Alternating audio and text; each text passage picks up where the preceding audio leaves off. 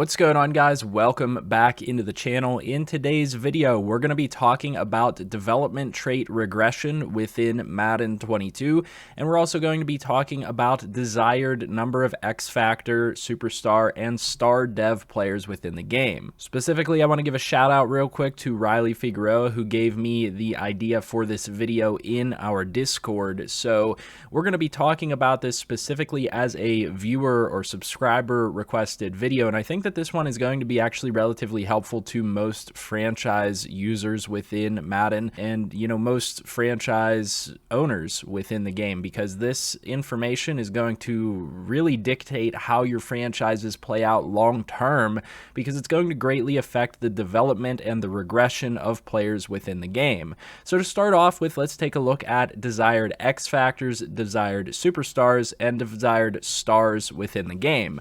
Now, I specifically don't love Superstar and X-Factor abilities within Madden. Most of the people that I play franchise mode with also agree to some extent that unfortunately X-Factor and Superstar abilities kind of break the game a little bit. They make them a little bit too arcadey, and they're a bit of a cop-out from Madden, who have struggled to develop or program the game to play properly as a football game, and instead they rely on just plugging in these Superstar and X-Factor abilities to make the game play in a unique way and make certain players play in a unique way. So we are going to be a little bit more on the conservative side whenever we look at the number of X-Factor and Superstar players within franchise mode. So if you fall on the other end of the spectrum here, you guys may want to increase these numbers significantly, so you have more X-Factor and Superstar players within your franchises, specifically if you want to see more diverse gameplay where you have a lot of those players that have unique abilities and things of that nature.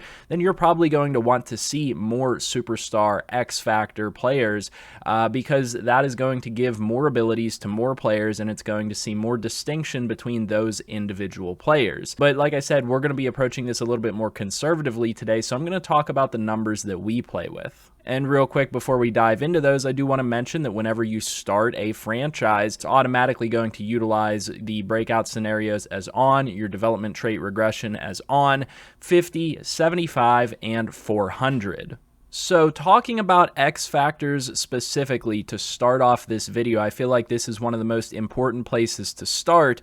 When you think about the NFL and you think about a true X-Factor player, a player that changes the way that the game is played, that changes the way an opponent has to game plan against you, how many of those players can you really think of within the NFL? There are quite a few of them. However, I would say that on a general year-to-year basis, there are less than 50 of those players within the league. 50 is actually giving you a point where every single team at least has one X factor, and most teams are going to have two X factors. When you really think about the NFL, there might be a couple of teams that have two or more X factor style of players that really impact the game in that way, but most teams are not going to have two, which would be one on each side of the ball, and some teams don't even have any X factor level players on them. And so it's incredibly important to consider that. And whenever we play in our franchises, we play on 40 X factor dev players. And the reason for that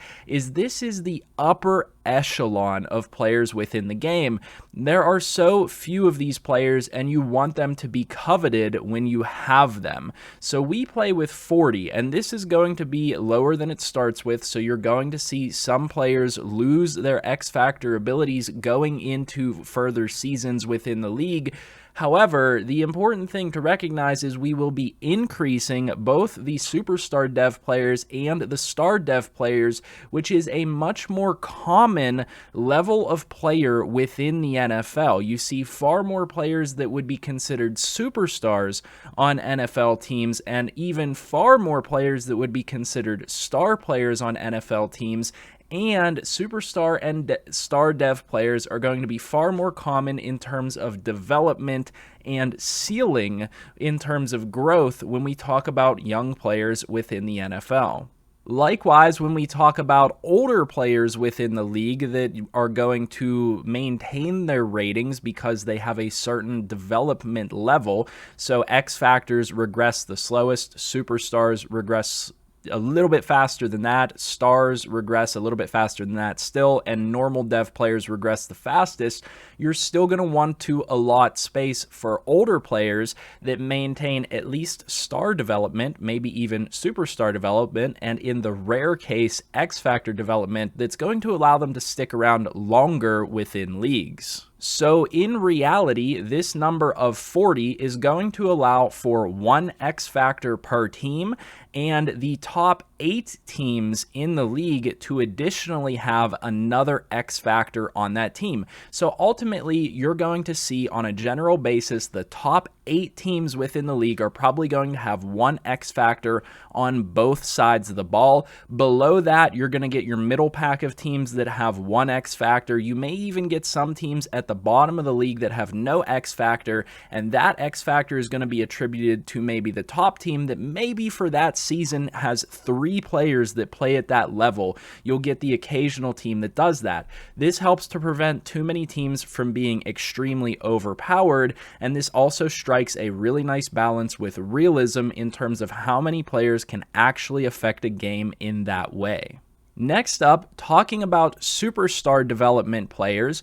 On most NFL teams, you're going to see at least 2 players that play at this caliber. Most teams are going to have one player on at least both sides of the ball that is going to have that it factor. That is a player that I would consider to be a superstar player. It's a player that is expected to be a face of the franchise for years to come, a major building block for years to come, or they're already playing at a very high level. Most teams are going to have one of those players on at least both sides of the ball. So that's going to put you at 2 per team, which would put you at 64 total. So the game does a good job of getting us near that number. However, what I will say is that there are a lot of teams that might have 3 or 4 superstars on that team, and therefore we adjust this number closer up to about 85. This is going to allow room for every team to have at least 1 on each side of the ball, a lot of teams to have 3 superstar players on that team, and even some flexibility for some teams, the best teams in the league in certain years, to have more than 2 or 3 superstar players on that team. Again, though, it strikes a pretty good balance with realism in terms of how many players are actually playing at that level in comparison to the real-life NFL. And finally, the part here that EA actually does the worst job with is star development players. They do a pretty good job of, allocating superstars and X factors for the most part. Sometimes players that have a really good season will go down in regression down to star, or go down to superstar, or they'll drop multiple, or they'll go up to superstar and X factor and then drop back down to star within the same week or within 2 weeks, and that type of stuff is weird, unfortunately. And some of what we can do to prevent that is allocate the correct number of star players within the league. There are actually a ton of what I would consider star level players within the NFL. Think of your favorite team, for example, and think of how many players on both sides of the ball play at a very good level. They have a significant impact on the game, or they have a significantly high ceiling, or they're a veteran that has been sticking around the league for a while, maintaining a good level of play, and that is the type of player that you want to keep star development on so that they continue to hang around for multiple years beyond EA's 28 to 30 year start of regression within Madden. So with the game starting you at about a 400 rating here in terms of players that are star development, that doesn't quite cut it in terms of how many players truly deserve star development within the game. One of the issues that I notice more than anything else,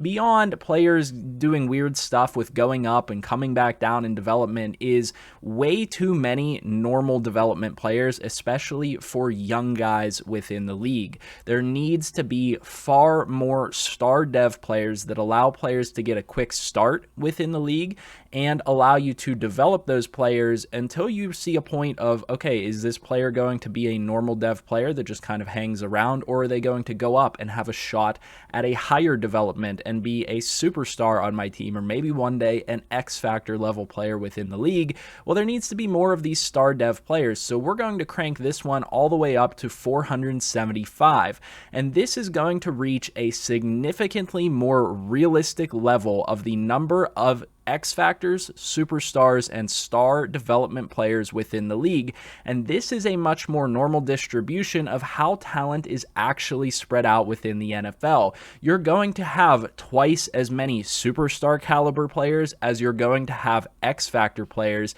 and you're going to have at least 4 times, if not 5 to 6 times more star development players than you are superstar level players, and that should make some sense to you guys. I feel like that is a pretty general consensus on how NFL talent is actually distributed. And when you consider these numbers of players, it leaves room for a lot of normal development players. So whenever we crank this up to 475, 85, and 40, considering the roughly 2,000 players that will be on a roster within the game, and that is considering the 53 men on your full roster and the 12 players that Madden allows you to put on your practice squad, that's 2,080 players. Subtracting these numbers out, we get around 1,400 to 1,500 normal development players, which I still feel like is quite a disservice to the talent within the league and the development and the ceiling of so many players within the league. I may even recommend you take this all the way up to 500 on the number of star players that you have within the league. This is where, like I said, I noticed the biggest issue within Madden of them not giving players that have good performances and have good roles on teams and have a high ceiling, not giving them star development. So we want to increase the chances and the rate at which players are given star development within this league. And like I said, we want to balance out the number of superstar level players and X-Factor level players. And the prime reason here between the superstar and X-Factor differences is we're really just taking away a couple of X-Factors and increasing that number of superstars to offset that, because we're not saying that you're not going to have 125 players within the league that are playing at an elite level. That is, roughly equivalent to what you see in the NFL. You get that about that many players playing at a extremely high level, and some of them just set themselves apart, but it's not as many as Madden would make it seem. There are quite a few players that play at an elite level, but do not change the way that the game is played and do not change how opposing teams have to play against them, at least not to the same extent that, for example, an Aaron Donald or a TJ Watt or a Tom Brady would. So those are going to be my numbers for what I would look for in desired X-Factors, superstars, and star devs within my franchises. And we play on very similar numbers in all of the franchises that I'm in. I am, however, in one franchise where they believe very heavily in the distinctions that X-Factors and superstars give to teams. And so in that one, we actually have X-Factors turned up into the 60s and we have superstar players turned up into the 90s. However, the difference here is that you very quickly see overpowered teams within the league and you see far too many superstar and X-Factor players for any amount of realism. So it really just depends on what you guys are going with. If you're going with more of an arcade style of a franchise, you just want to have fun, you want to put up crazy stats, you want players making crazy plays all over the field, bump these numbers up. If you want realism, then like I said, we want to hit these targets where we're approaching how many players are actually playing at this level within actual football. So like I said, hopefully those numbers help you, but we're going to go on and talk about development trait regression for a moment to round this video out. So, talking about breakout scenarios and development trait regression, the question was also asked of whether you should play with these on or off. And my answer to you is it depends on how much work you and your league commissioners are willing to do. If you want to turn breakout scenarios and development trait regression off, then yes, you're going to have to do quite a bit of work in order to make sure that things are running appropriately. You're going to have to do assessments at the midway point of the season and at the end of the season to determine who deserves an increase in development based on their play, based on how they've played this season and how they've played throughout their career so far. You're also going to need to do the same at the end of the season to determine, okay, this player has not played well. They have not played up to what their development trait is, and they deserve to go down to superstar or go down to star. It is going to require manual adjustment because if you leave development trait regression off or breakout scenarios off, you're not going to get that change within your franchise. It is going to have to be something that you do manually, and I recommend putting in the work for that. Now, what I will say is that this is the far better way of doing development within Madden because the system is broken and it glitches, and you will see over and over again a player that has a stellar season goes up to superstar or goes up to X Factor for the Super Bowl or something like that, and then as soon as the Super Bowl's done, they drop back down to star development. That stuff happens to me all the time because of the quotas that the game puts into place. So we do want to keep that into consideration. I recommend personally leaving these on, adjusting these numbers to where we said we adjust these numbers to, and implementing one role. You guys can implement this role slightly differently within your leagues depending on how you feel about the situation, but the role that I recommend implementing is allowing one make right per season, one dev make right per season. So what happens in our leagues every single year is some of the best players end up either going up to a certain development and then coming back down, or they drop down in development anyway. We allow each team each season to do one fix to their team, and they have to plead their case. And essentially what we do is we say, okay, present us with the statistics of why this player performed at a certain level and why you believe that superstar trait should be theirs or that X Factor trait should be theirs.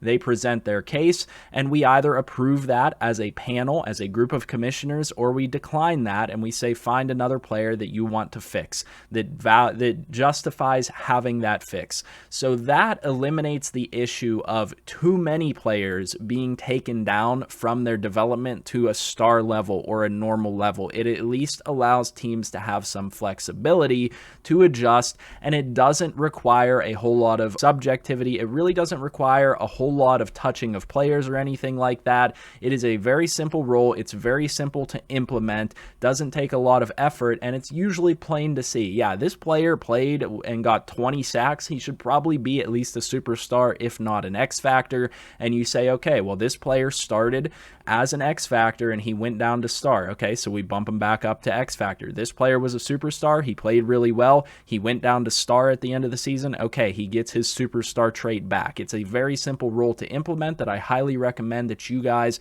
look to implement in your franchises in some way, and that will help to adjust some of the wonky things that Madden does within their player regression and player upgrade system. So hopefully you guys found this information in this video useful or entertaining in some way. If you did, leave a like down below, comment, and subscribe. Hit that bell notification so you're notified every time I upload a new video. I'll see you guys in the next one, and I hope you have a good one.